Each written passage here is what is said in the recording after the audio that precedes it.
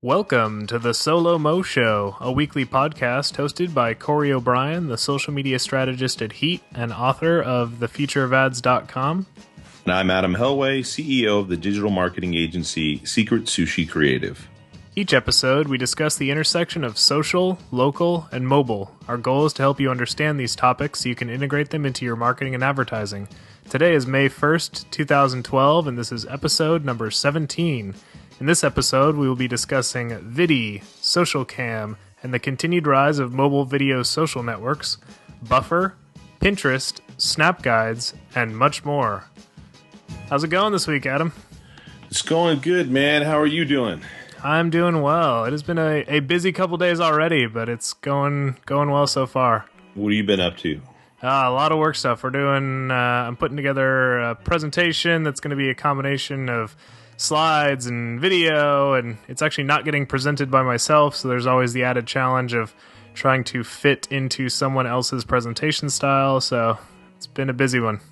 Oh, so you have somebody else ultimately is going to be presenting it, huh? Yeah, which is interesting, because normally I like putting together presentations, but I'm doing it for myself, and I have my own unique presentation style that doesn't necessarily mesh with others, and so if I did it the way that I would do it, it isn't gonna come off the best when somebody else is walking through it, so I have to make it a little more neutral and a little more approachable by anyone. So it's been an interesting process.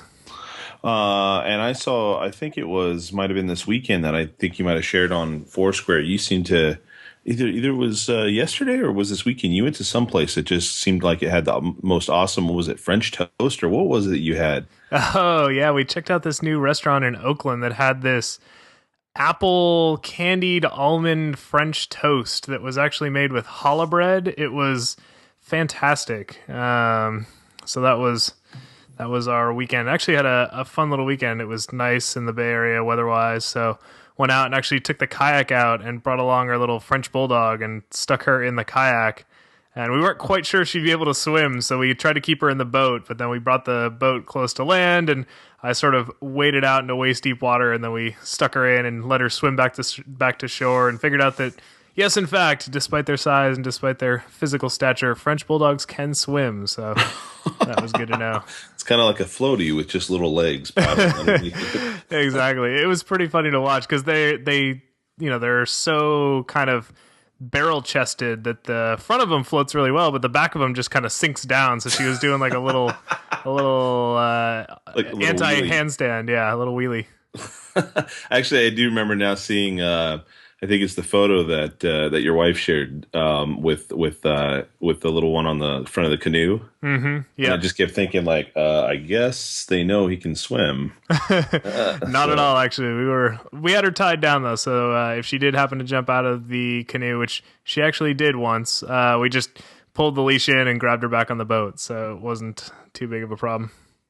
Well, cool. And let's jump right in here because I know we have a couple interesting things to talk about. And one of them I haven't been able to take a look at too much, but Facebook is now allowing people to mark themselves as organ donors. Yeah, an interesting update and something that sort of came out of the blue, but a lot of people covered it because I think it was something that a lot of people feel passionately about, and I'd guess there's a pretty decent sized number of people that actually support donating organs should something happen to you. And so Facebook came out and enabled you to declare yourself as an organ donor. You can actually add it to your timeline, and you can backdate it the same as any other type of sort of more generic timeline update, which I thought was interesting. So I actually went through, and because I am an organ donor, I added it to my own timeline, but I added it on the day that I first got my driver's license, because in my opinion, that was kind of the day that you officially declare whether or not you're an organ donor. They make you check the box that's going to go on your driver's license identification card. So that was sort of when I officially became an organ donor. So I added it back on that first day that I got my license, but pretty easy process. It's the same as adding anything to your timeline.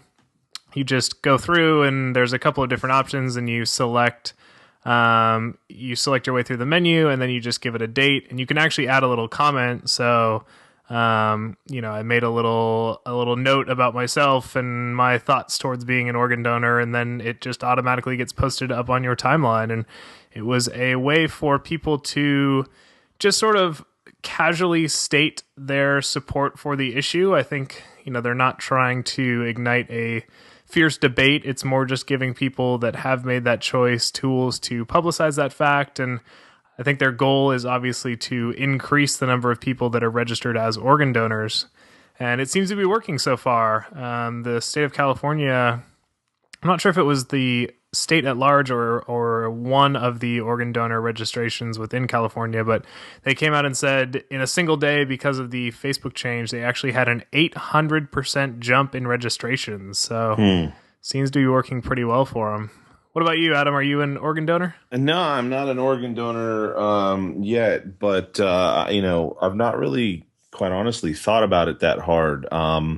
And so it's kind of makes me think about it a little bit here.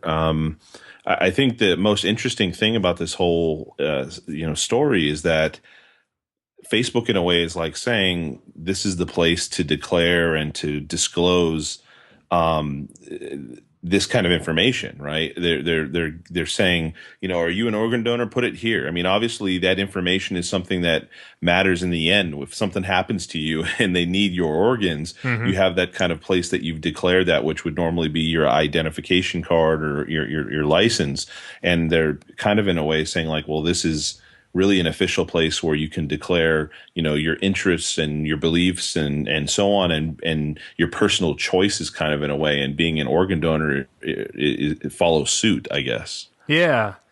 Yeah, definitely interesting. Facebook as sort of the official warehouse for all things related to your personal identity, right? That's their goal, is to essentially become your online identity. And so part of that is whether or not you consider yourself an organ donor and have declared yourself as such. So another step towards them really rounding out the profile that they can build about you as an individual, which is definitely interesting.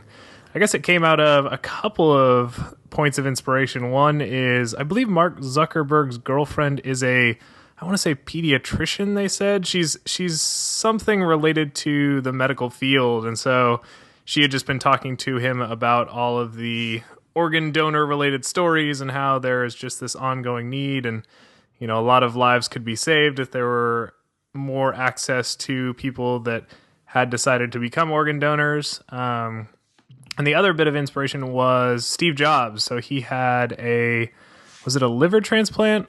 I think it was a liver transplant, but that had enabled him to be around for a few years longer. And so he was talking about, just that one decision that the person who ended up donating that organ to Steve Jobs made potentially altered the world as we know it. If you think of what Steve Jobs was able to do in just a few short years, those years were essentially kind of gifted to him by another person. So just a really interesting discussion topic, and something that seems to be a good fit for the Facebook audience. I saw a lot of people that I'm connected with declaring their own organ donor status and talking about it, and it got that discussion started, which I think was their goal. And even like you said, Adam, it's not something that you had necessarily thought of, but now that people are talking about it online, you're sort of considering that decision. And even regardless of which side of the debate you ultimately end up on, it's at least getting that conversation going, and it's getting people to think about something that maybe they haven't thought about since they first had to check that box when they got their license way back when. It proves that Facebook obviously is unique in the sense that it's got close to 900 million users right now, but that by the simple kind of addition of something like that, in a large user base or a large audience, can kind of start that discussion and inspire people to have a discussion about something. And in that, sense, it's something that's kind of really deeply personal and so on. But that same sort of awareness can be brought to other both social and business related, commerce related topics out there as well, when it comes to digital marketers and folks using other social platforms and everything to their advantage. And so it'll be really interesting to see beyond this if there's any other little things that creep in here and there, because really the addition of that is so small from a technical standpoint. It's just an additional place to put some information, but because of the context of what it is, it has quite an impact by both seeing what other people have chosen and put on their profiles. You know, when you put something on your profile, it's shared with the rest of the folks around you, uh, uh, within minutes of you putting it up. Obviously, you can go to somebody's profile and you can find it along with all the rest of the information about that person. But when they initially declare if they're an organ donor that they are an organ donor, that immediately gets shared to your stream in a sense, or those who are connected with you, and then they all can. It kind of brings that awareness to them, and then they're curious to see, well, what's going on here. I wasn't aware that you could do this, or wow, that's kind of what do you want to say? That's very interesting to see that host. Corey is an organ donor. I mean, just that kind of digital awareness that's created from the simple act of making that transparent and visible through something like Facebook within a closed community like that, or a connected community like that, is amazing. Yeah, and I think just to close it out, one other thing that is potentially a tip for the marketers out there that are managing a Facebook page. This type of news provides a good opportunity to engage in that conversation. So if it's something that really has become the discussion topic for the day inside of the Facebook community, I would say it's definitely acceptable for most brands to engage in that conversation, even if it's just opening up a question and saying, Facebook announced this new feature. Have you declared yourself an organ donor? And it integrates your brand into that conversation, and it gets people to have that discussion, because a lot of people maybe want to have that discussion, but the opportunity has not yet arisen. Or they don't necessarily want to have it with their close friends. They're more comfortable having it with a broader reaching page. So I'd say this is definitely something that brands shouldn't be afraid to jump in on the conversation with and get involved, even if it's a very casual way. So what's next? So next, I figure we should talk a little bit about the emerging, or the continued emergence of these mobile video social networks. So we talked a little bit last week about Viddy and SocialCam and how they had both raised a lot of money recently and were seeing huge growth in users essentially overnight. And since just this last episode, a number of new stories have come out related to these two networks specifically, and it just opens up an interesting discussion on the idea of mobile social video as a broader topic. But just to kick the discussion off, Viddy announced that they have now crossed 16 million users, and SocialCam now boasts more than 20 million users. So, already significant networks for things that it seems like a couple months ago really nobody was focused on, and now the attention has definitely shifted towards networks like Viddy and like SocialCam, in my opinion, as a result of the $1 million buyout of Instagram by Facebook.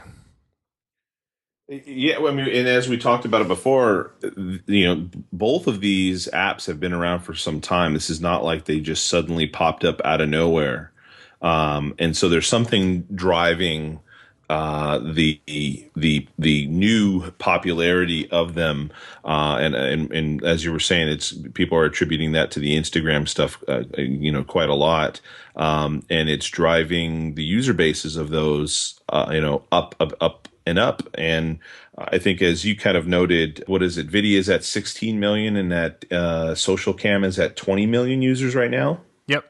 And so that provides, an opportunity of there are others out there that are somewhat similar to these applications, but the bottom line is until they have some sort of critical mass of in regards to their user base, it isn't necessarily a place where you might experiment a little bit with it here and there, but because it's mobile and kind of within it's like Instagram's differentiator wasn't that it was an app that allowed you to share photos. It was an app that actually had a mobile social network that was completely separate to the other social networks out there. Right. And so the user base became an Instagram community. And now what's happening here is the same thing where Viddy is having its own, mobile video sharing community. Same thing with Social Cam. Both of them do, of course, cross post outside, but they are their own, social networks unto themselves. Yeah. Have you had a chance to play around with either of these apps?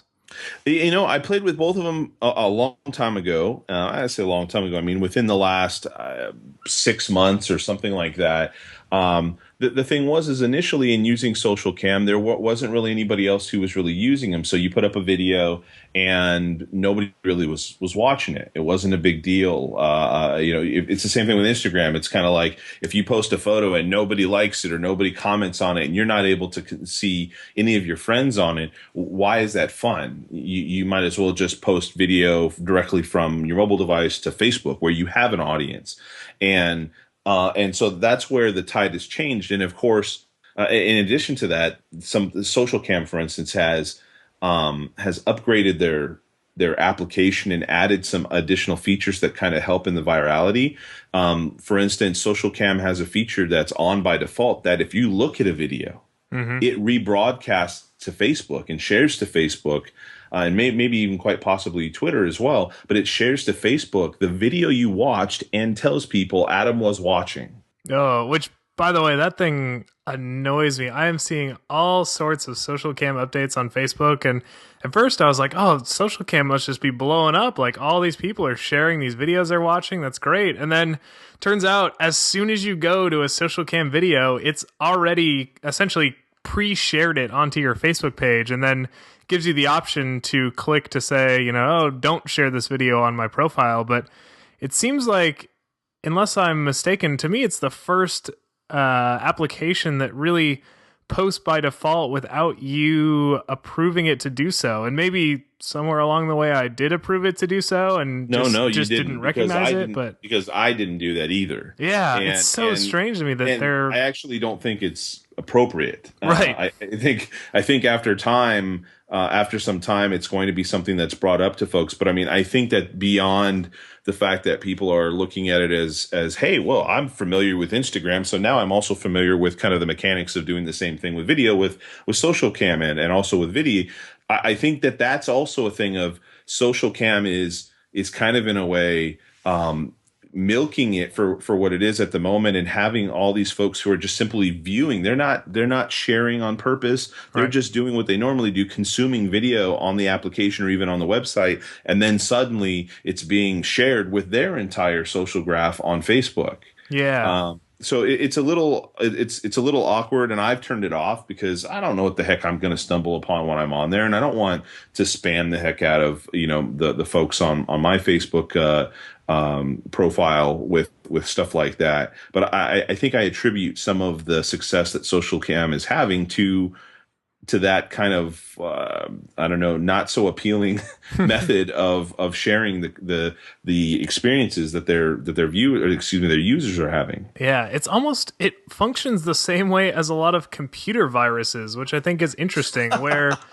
it was that old method of, hey, click here and get 50 free Farmville dollars or whatever, and users would click on that thinking, oh, I'm going to get these 50 free Farmville dollars, and what it would do instead is it would broadcast that same message out to all of your followers, and then inevitably a couple of your friends would say, oh, 50 free Farmville dollars, and they'd click that, and it was just this self-replicating message. It's almost like that. It's like people are seeing these videos getting posted by their friends, thinking that their friends kind of wanted to share it with them, so they're like, oh, I should check that out, and so they click the video, and then it automatically shares it to that person's friends, and it's like this chain of connections is all growing, but people aren't necessarily doing it on purpose. They're not aware of the fact that they're sharing these videos, and so these videos are traveling through the Facebook network, but they're not doing so in I don't know if approved is the right word for it, but they're not doing so in a way that's that's known by the people that are sharing it. So it feels a little odd to me. And I do agree that it's sort of riding that wave of popularity and the fact that people haven't yet figured out that, hey, when I watch one of these videos, it's getting broadcast out to everybody that I'm connected to. And maybe I don't necessarily want that feature turned on just yet. Yeah, I agree. And interestingly enough, whatever they're doing is obviously is working in the sense that if you go to the iPhone App Store, or likely obviously the iOS App Store for also like an iPod Touch, I think it's Social Cam is number 2 in the free category, and Viddy is number 3. Mm-hmm. And I know that they've been kind of, in a way, battling it out and have been creeping up. There's been on both of the networks, there have been their spokesfolks that are on there that are interacting with the community, talking about, oh, folks, we're number 5 this today, and we're climbing up the charts, and and so on. So there's definitely this kind of horse race in the sense, and I don't think it's something for marketers to pay attention to in the regards of the competition, so to speak. But the thing to pay attention to is now there is a groundswell of a community, developing in both of those ecosystems, both on Viddy and on Social Cam, that isn't necessarily happening on any of their kind of potential peers and competitors that are out there. And all of that press and all of the kind of virality that's happening, like we were just talking about, is feeding into the potential to use this as yet another different channel for doing some sort of social, or social media marketing. Yeah, I would say there's a lot to what you said of essentially riding that wave of popularity. And speaking of high profile spokespeople, one of the users that actually just signed up for Viddy recently is the previously mentioned Mark Zuckerberg. So Zuckerberg opened up an account on Viddy. It's viddy.com/Zuck, which is interesting because he doesn't join a lot of programs. So I think given the fact that he recently bought Instagram for $1 billion and now has a profile on Viddy, this will definitely spark rumors of acquisition talks and interest. And, I think it's still a little early for Facebook to pick up a service like Viddy because I think the Instagram purchase was fueled in large part by the network, and Viddy isn't necessarily the leading network. In fact, it's slightly smaller than Social Cam and just is still developing in the sense of the stickiness that Instagram had. But so far, with one video up of his, I believe it's his puppy, which they got a Beast, exactly, the dog named Beast. So a video called Baby Beast, which was posted 2 days ago and already has 3,442 likes, which is crazy considering that Mark Zuckerberg's account itself only has 4,147 followers. So there's definitely seems like quite a few people that have liked that video. The math is correct right there. Okay, so 85% of his followers have watched that video and liked it. He's got a high conversion rate. Exactly. He's got a great stickiness to his videos. Yeah. But I think there is something to the fact that, hey, if people like Mark Zuckerberg are creating accounts on this thing, it's at least going to fuel a lot of PR buzz and a lot of news stories around this network for the next few weeks to the next few months. And I would expect that growth to continue much in the same way Pinterest kind of rode the wave of PR and buzz for the start of 2012 and just saw tremendous growth as a result. So, this is one of those network opportunities where getting in early does have the potential to, build up an audience before other brands get in, and you can, sort of get a jump start out of the gate with building that audience and engaging with people and growing content that people really enjoy.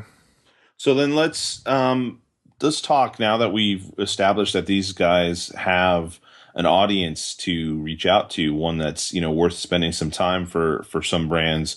Let's talk a little bit about some potential tips of how folks could start dipping their toes in the water and experimenting with leveraging these audiences. Yeah, definitely. And I was thinking about this beforehand because I wanted to really nail down just a couple of quick tips for people that are maybe not necessarily comfortable yet with putting together short form video content. It is a little more challenging than just taking a picture and uploading it to a site like Instagram. But I think it doesn't necessarily need to be intimidating. It's something that, of the 16 million people that have signed up for Viddy, I highly doubt many of those people consider themselves video pros. So there is a lot of leeway and a lot of learning that people are doing, just getting more comfortable with the idea of sharing video. But I would say that as a brand, it helps to be a little more presentable and put a more polished tone on your videos. So a couple quick tips for making the most of a network like Viddy. First would be to get comfortable with your camera. So especially if you've just run out and bought a camera to take some photos or take some videos and put them up on Viddy, you're going to want to get comfortable with the settings, just get comfortable with what buttons do what, kind of play around with it and make sure that you know exactly how to get the most out of the camera, because you don't want to, essentially unwrap your camera and the first thing you do out of the gate is record a video and shoot it up to these social networks. It's probably not going to be the best video you've ever made. So play around with it a little bit, just experiment, see what works, see what doesn't, and make sure that you're comfortable with the way that your camera functions. The second tip I would have is to keep it short. So, there's networks like YouTube that cater to longer format video. There's Vimeo. There's things out there that already cater to these longer format video. So because these networks are designed to be used on a mobile phone, short is better in this sense. So, 10, 15 seconds, that's probably about the longest you want to go unless you have a very specific reason for going longer. And just, it can be, think of it almost like Twitter in video format. So it's a way of communicating with your audience.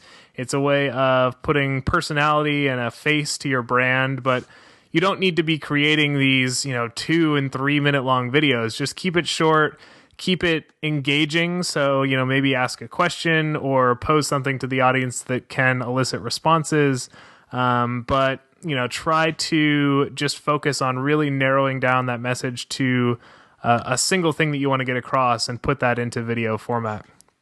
In terms of getting quality out of the video itself, I think there's 2 things to pay attention to. The first would be lighting. So ideally, go outside when you've got plenty of natural light. That's going to be, most cameras will do well with a lot of natural light. But if you're going to be indoors, pay attention to things like shadows. You don't want shadows all over your face or all over the background. Try to find enough light in the room that the camera isn't struggling to capture the image and it gets all grainy and it gets blurry. For most cameras, the more light, the better. So try to find a place that has a lot of light. And also, the first thing that most people learn about video is that sound is key. So in the same way that Adam and I don't record this podcast on our iPhone headphone mics, we've taken the time to invest in a good quality microphone, because being able to hear sound the way that, you hear it in everyday life is key. And so if you've just got, if you're in, a windy situation and you're 20 feet away from somebody and your audience can't hear what you're trying to get across, it's just not going to be an effective video. So, well, and even to riff off of that, it's okay to potentially not have sound, right? I mean, sometimes it's just faint sound that helps add to the atmosphere of whatever it is you're trying to show, because we're not maybe not all videos are going to have somebody talking, for instance, but having a video that might have good content, but all you hear is the entire time that you're watching a video is not of detriment to whatever you're trying to put on there, but of detriment to the eardrums of the folks who are watching the video. So you wouldn't want to ruin even something that doesn't necessarily need the high impact of crystal clear sound by having, wind gushing all over thing, or even maybe your hand rubbing all over the microphone. Yeah. And if you're really going to commit to this thing and you really want to be putting high quality videos out there, maybe invest in an external microphone. So one thing I'll include a link to in the show notes is a iPhone optimized boom mic that a company called Photo Jojo put out. And it's really an interesting product because it just plugs into the headphone port of your iPhone, and it uses that to gather sound, but it's a boom mic, and so it's targeted at a specific location. So if you're in a little bit of a windy area or you're trying to pick up a person's voice, you can point the mic in their direction and it'll actually pick that up and differentiate it from sort of the general sounds of the room. And it's also a powered microphone, so you put a AAA battery in there, and that helps it to pick up a lot of the sounds that maybe your iPhone would struggle to pick up. So it's only $40. It's not a huge investment, but I would say that if you're going to be creating video content, it might be something to look at to improve the quality of your videos. And a lot of that is just making sure that you stand out from the crowd. There's going to be a lot of brands jumping on this trend and trying to produce video. And if you are one of the brands that really goes above and beyond and creates a high quality product, people are going to pay attention to that. But the last tip that I would have is to don't overdo it. So having just gone through all these tips, there's something to be said for trying to make your videos the best that they can be, but at the same time, don't worry too much about getting every little detail right. It is it's a social network, and people understand that, hey, there's real people out there creating real videos, and we're not expecting, $10,000 video crews running around shooting videos for these brands. It's meant to be something that's a little more quirky, a little more fun. It's just shot on your mobile phone, so it's okay to have a little bit of not amateur, but a little bit of a lower budget feel to the video. So get out there, experiment, have fun with it, and take some of these tips to heart and try to improve your video. But don't worry if the first thing you put out there isn't going to be the next big blockbuster film. Yeah, and a couple things in regards to just specifically social cam and Viddy. The primary difference right now for the two would be that Viddy has a 15-second limit on videos, and social cam doesn't have a limit. To my knowledge, it doesn't have a limit of, I think I've seen videos there of a few minutes long. You don't necessarily want to put, minutes and minutes and minutes of video up there when you do updates, because you've got to remember that the opportunity here is not is for folks to be able to see this stuff on the go on their mobile device. And, of course, loading video, depending on whether that person has Wi-Fi or not, could be a pain if they have to upload lots of video, many minutes of video. But the other thing too, it was social cam, and I'm not sure if you had seen this, Corey, but social cam actually on their site, in comparison to say Instagram, that's very, very light on anything that it provides on its website. You can log in, you can, and that's about it. But, and when somebody shares an image on, like, say, Twitter via Instagram, you can click and you can see that image, that page, just kind of a simple landing page for that image on Instagram. Social cam actually has a lot of content directly accessible and kind of searchable and so on directly on its website, and it actually has an analytics tab.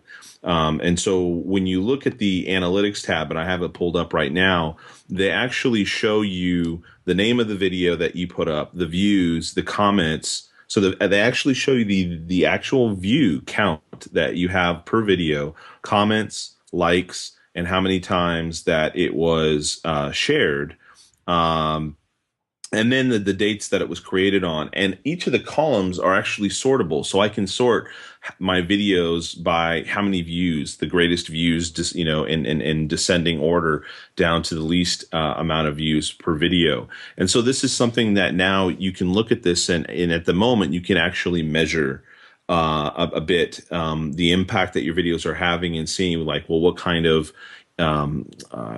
reaction are you getting from certain types of videos that you might not be getting from others? What types of videos seem to get the most engagement regarding, likes, shares, and comments? And so that's an advantage here, because on other sites and other services, again, Instagram, you have to use some external services that we've talked about in the past, like Webstagram and so on, to be able to look at kind of general metrics. But to even be able to get views is a great thing right here, directly on the site. So I think there's a clear, I wouldn't say a clear advantage, but there is an advantage to being able to measure it directly here on the site without having to, hand curate views or any sort of metrics that you might find directly on the mobile device. Sure. And one other thing that I thought was really interesting is something that Viddy had done on their blog, and sadly the last time they did it was for March, so they didn't actually continue it through April, and I'm not sure if they'll pick it back up in May, but they had created a 31-day challenge, and we'll include a link to this in the show notes, and you can take a look, and it actually reminds me a lot of what Fat Mum Slim was doing with Instagram. So they created a square image, and it's just got 31 different topics, one for each of the days of March. And they put this out there, and it was really just a way of inspiring content from the users of Viddy.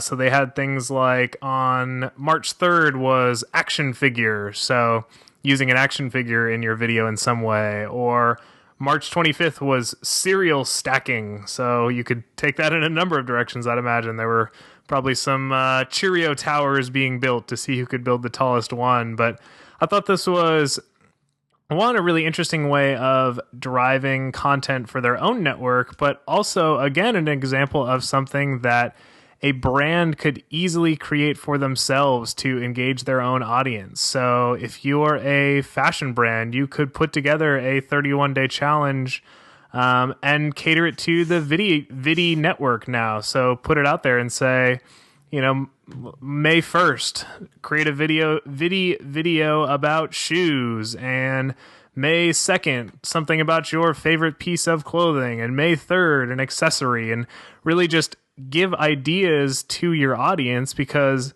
one, it's going to help them out as they're trying to figure out this network and what types of content they want to put out there. But two, it's really going to build a community and drive engagement around your brand and around the content that you're promoting. So, I'd say this is something that doesn't take a lot of work. You could probably put this together in a couple of hours, but if you're one of those brands that's helping others create their own content, you'll, again, stand out from just the brands that are, putting a video or two out there and not really contributing to the network at large. So an interesting example done by Viddy, but something that could be easily done by other brands as well. So what's up next?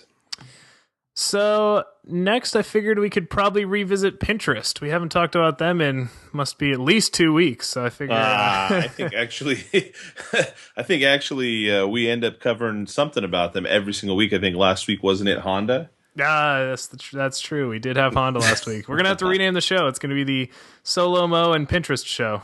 Well, the funny thing that what we're going to talk about here, Honda wouldn't been able to do what they did last week had the new feature that Pinterest rolled out been around.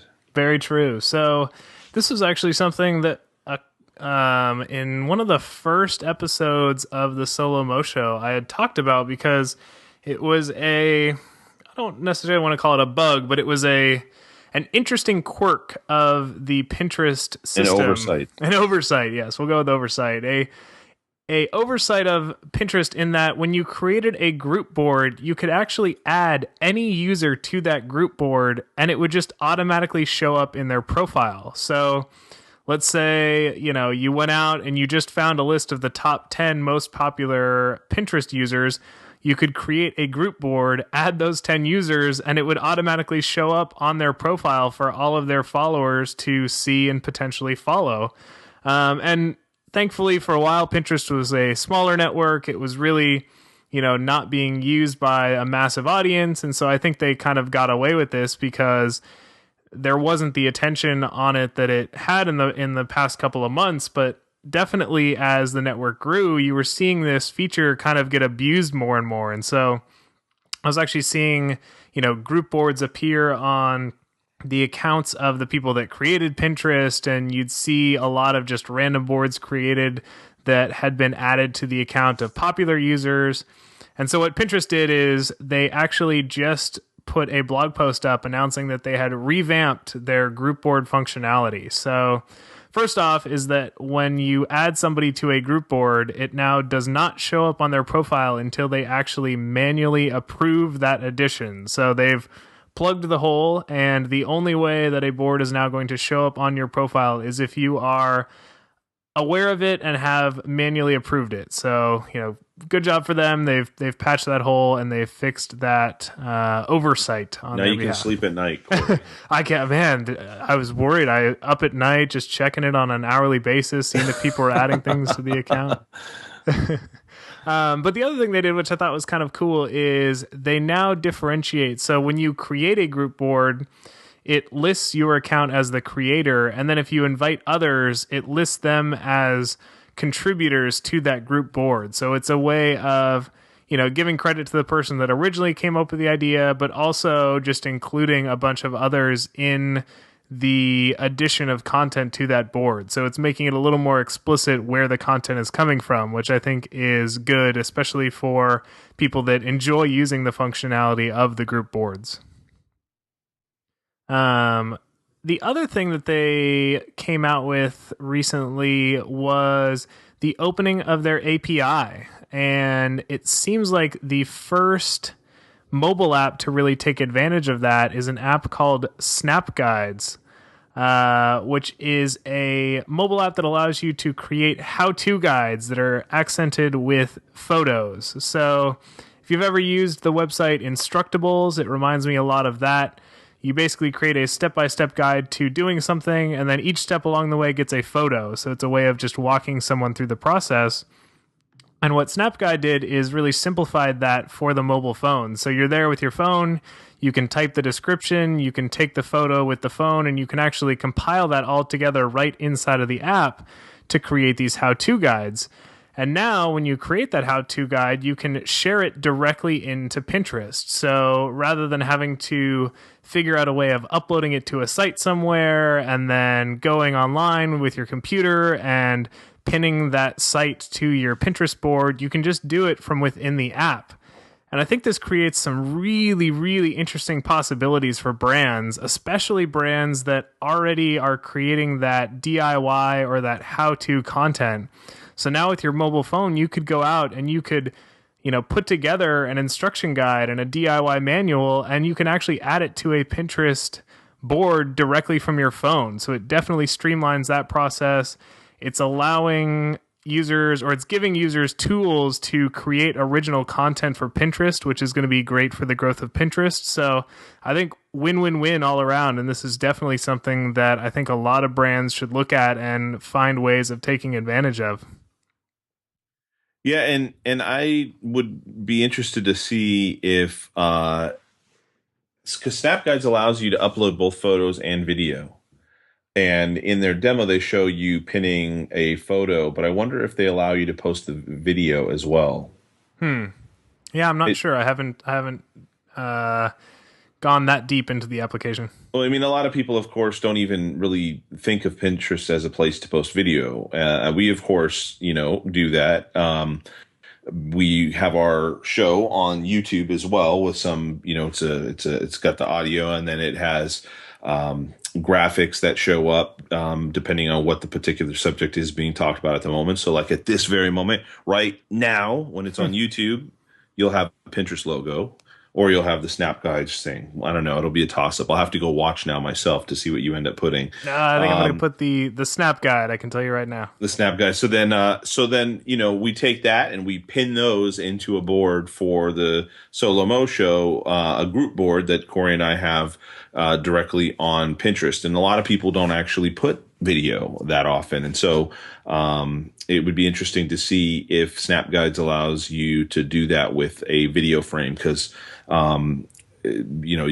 each guide essentially is a mixture of text, photo, and the video. So, but I think it's an awesome way for Snap Guide to jump on the wave again that Pinterest is having, and to really integrate what they have. And their content is unique in the sense that it's not necessarily just like a web page. Mm-hmm.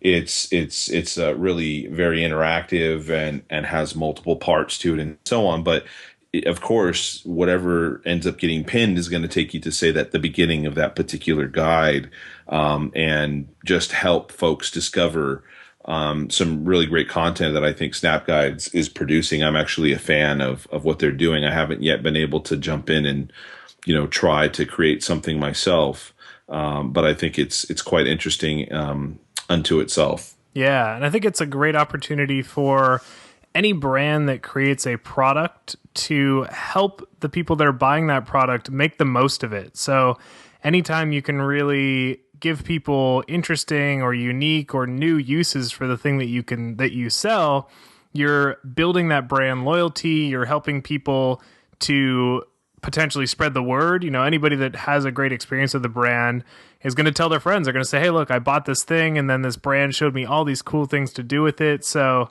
I'm imagining anything from, let's say you were a coffee roaster, you could create a snap guide to creating the perfect latte or the perfect, brewed coffee at home. Or if you were a computer accessory manager, or accessory product company, you could show unique ways of setting up a desk or unique ways of integrating that product into your workflow. I think there's just a lot of opportunities if you really sit down and say, how do people use my product?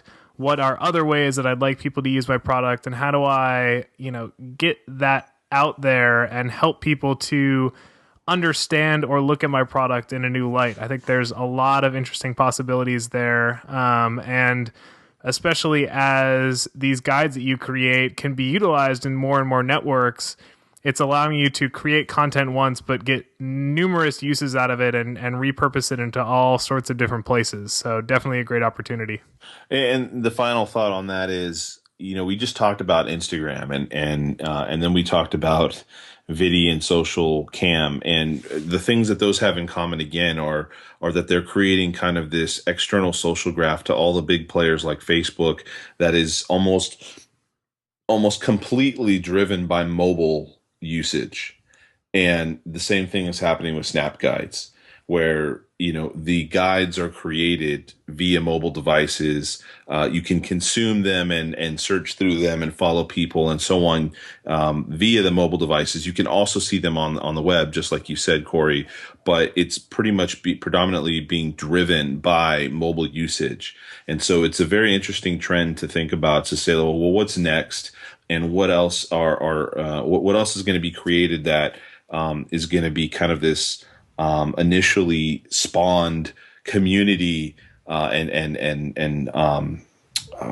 just field of content that's all generated from mobile devices that just happens to be cross-posted to the old school web, which is all completely web and desktop compatible. Mm-hmm. And so it'd be really interesting to see where it goes from here.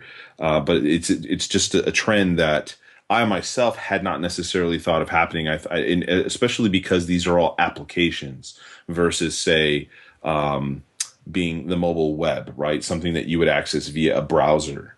And so it's a trend to look out for and to see what other sorts of things might gain popularity in that sense.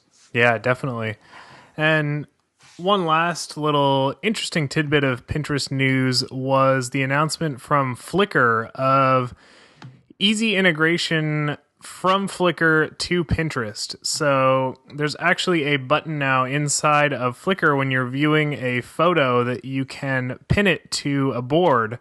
And what's really nice, and the new functionality that they've announced, is automatic attribution. So now when you pin an image to a board, it has the little Flickr logo below that image and the original user's username who uploaded that image. So you don't have to worry about giving proper attribution. You can write whatever you want in the comment area, and Pinterest just automatically takes care of the attribution. So I think this is perfect for brands that are using Flickr and already have content up on that network. It could be potentially an opportunity for you to maybe start a Flickr account and use that as a way of hosting images and then bringing those images into Pinterest as a way of growing that audience. And I also just think it's an interesting sign of how all of these apps are really starting to work together. And so we're seeing the emergence of leaders in the market. And as these networks grow, they're looking for ways to connect with one another. So This reminded me a lot of the Instagram Hipstamatic partnership, where Hipstamatic became the first app that was allowed to use the native Instagram API to actually post images from within Hipstamatic.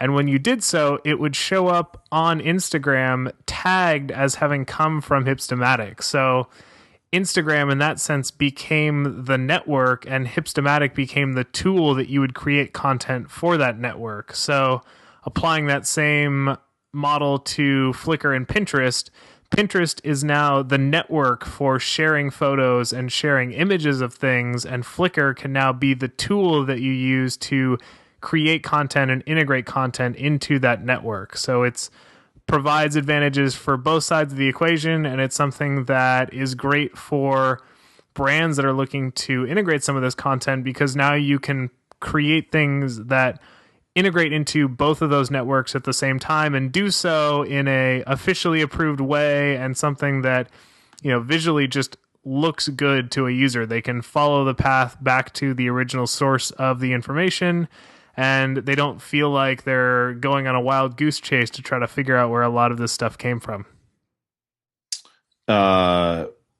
Yes. So there was a little bit of buffer news that came out. I don't know if you wanted to touch on this real quick. I thought it was just interesting in the sense that we talked about them last week, and then they came out with a new feature that, despite my bit of a mini rant against buffer, I do think it's interesting, an interesting tool for brands to use. And, I was more playing devil's advocate. I do think that there are plenty of opportunities for brands to use a tool like buffer in a smart way and, contribute to a network, even if they're using something like buffer to make sure that they're getting the most out of that contribution. But did you see the news of Buffer's new Chrome extension? Yeah, and I mean, really, it's more of an update because I've actually used it for quite some time. Mm-hmm.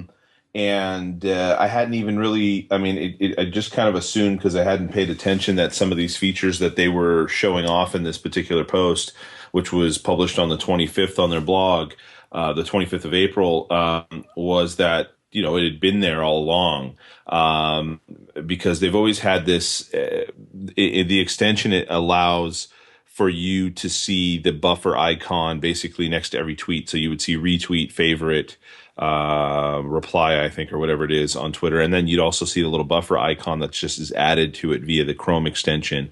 And as they go into on the blog post, they've now made it, easy to do things like when you hit retweet and the new dialogue pops up with the tweet that you're supposed to retweet, it actually will allow you to either retweet it from there or to take that retweet and buffer the retweet. So it takes that action and says, look, I don't want to retweet right this moment, but I want to add it to my queue. And there was a whole bunch of other circumstances now where the button that would normally say tweet, it still says tweet, but now it's got this little companion button right next to it that says buffer. Mm-hmm. It's almost scary, because when you do it, it's like, whoa, holy smokes. Now buffer is like just completely blanketed across my entire twitter.com experience. And I don't mean that necessarily in a bad way.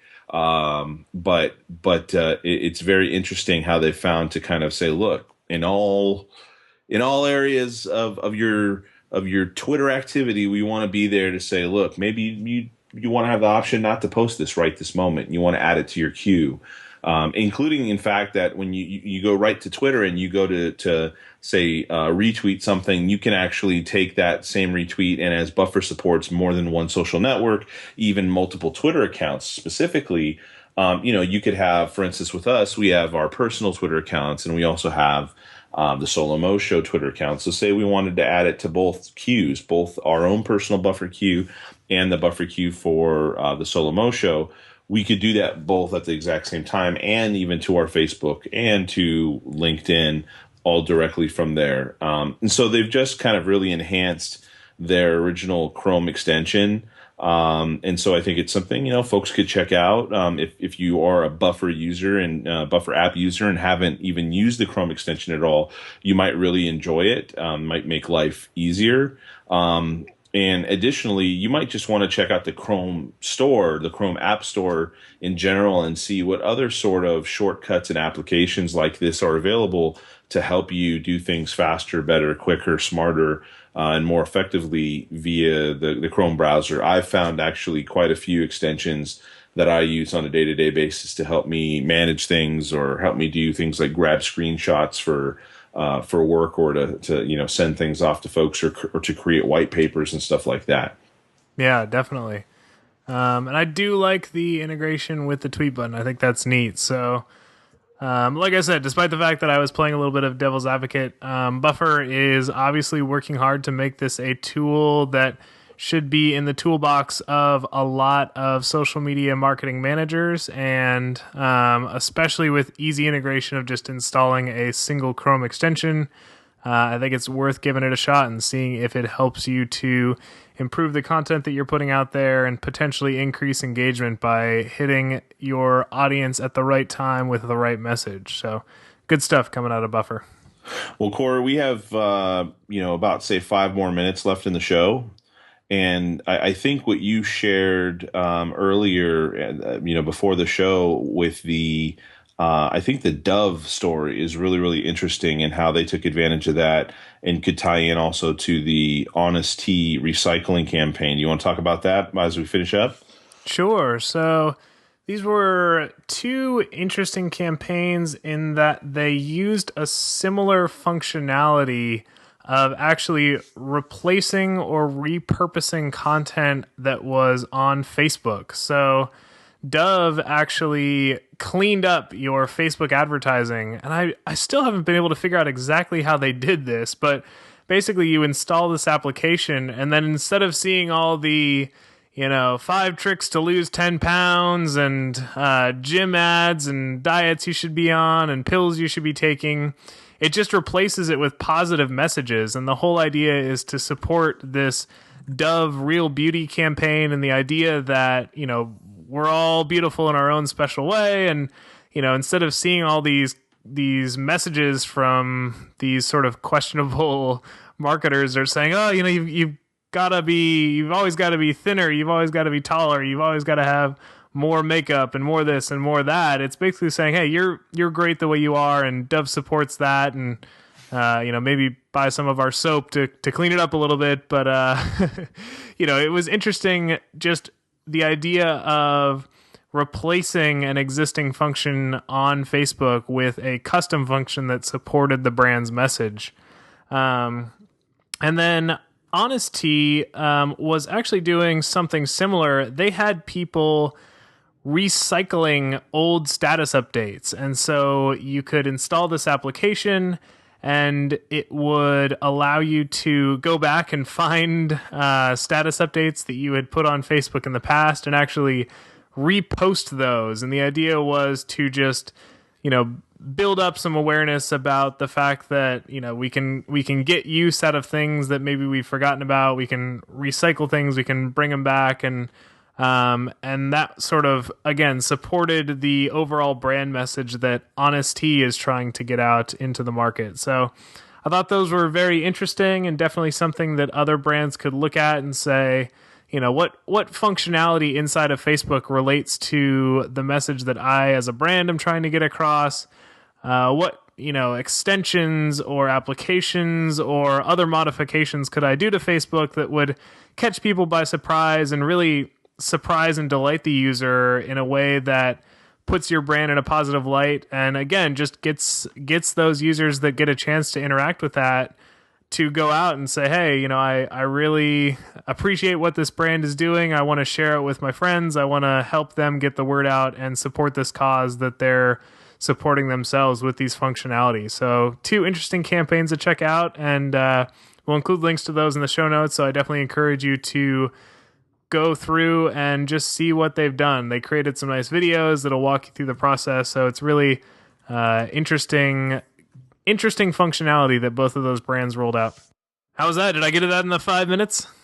Yeah, man, we got so the reason I'm doing this is because Corey and I really can go on and on and on talking about these things. We really enjoy it. And so to like restrict ourselves to a time limit in order to make sure that, of course, as a podcast, you can listen to anything you want and pause it and listen to it later and take it in bite-sized pieces. But there are a few folks out there that get a little intimidated when they see that each episode is, X amount of minutes long, an hour and, 10 minutes or an hour and 5 minutes. So I'm trying really hard to keep us to an hour. And right now I'm eating our last couple minutes here. But we've got 30 seconds to go. But I'm sure, people won't mind if we take an extra 30 or 60 seconds to finish up the show. There you go. And speaking of which, I did want to give a shout out because I promised I would. So Scott Roll, thanks for listening to the show. He's actually a listener from Winnipeg. I believe that's up in Canada. I may be confused about my geography there. I believe that's up in Canada. You had the whole show to Google that, and you say, I believe that's up in Canada? Maybe there's another Winnipeg. You never know. There Scott, could be I'm sorry. I know you won't listen ever again, but thanks for listening over the last 60 minutes here. There you go. So shout out to Scott. Thanks for listening live. And with that, do want to thank the audience. We appreciate everybody that listens to the show. We hope that you get some value out of it. We enjoy this chance to become a part of your lives on a weekly basis and hopefully put some information out there that you get value out of and maybe improves the marketing and advertising that you're doing for your own company.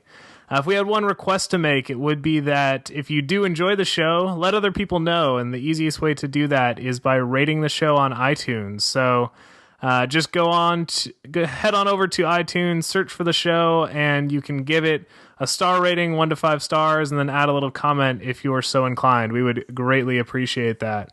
And as always, we encourage everybody out there to feel free to get in touch and chat with us. Oh my gosh, I'm sorry. That's the first time I've ever sneezed on the show. I tried really hard to hold it in, but I was afraid my head would pop and that would be louder. Not a problem. Sorry about that. So like I said, as always, we encourage everybody to reach out and get in touch with us. We'd appreciate getting to know you better. You can ask us questions, you can suggest topics, you can give feedback, or even if you just want to say hi, we'd be happy to hear from you. And there's actually a variety of ways that you can do so. So first up would be to reach us on Twitter. You can actually reach both Adam and myself at Solo Mo Show, or I'm available directly at Corey O'Brien. And I am at Secret Sushi. We also have pages on Facebook, Google+, and a board on Pinterest, as Adam mentioned. So the easiest way to find those is just to search for Solo Mo Show on each of those networks, and it should pop right up. Though I do know the shortcut to Facebook is facebook.com/Solo Mo Show. So they've made that one easy. Check that out, facebook.com/Solo Mo Show. And lastly, if you'd find it easiest to just send us an email, you can do that as well. It's solomoshow@gmail.com, and both Adam and I have access to that account, so feel free to send us an email and reach out and get in touch. And lastly, all of the links that we discussed today, as well as the links that we just mentioned to our various social channels, can be found in the show notes. So those are available at either solomoshow.com or in your favorite podcast player of choice. So just look around inside of the player that you're using to listen to this podcast. There should be an option to view show notes, and in there you'll see links to all of the things we discussed today, and it gives you a chance to follow along and just see what we're talking about as we're discussing it. And with that, we will call it a wrap and see everyone next week. Take care.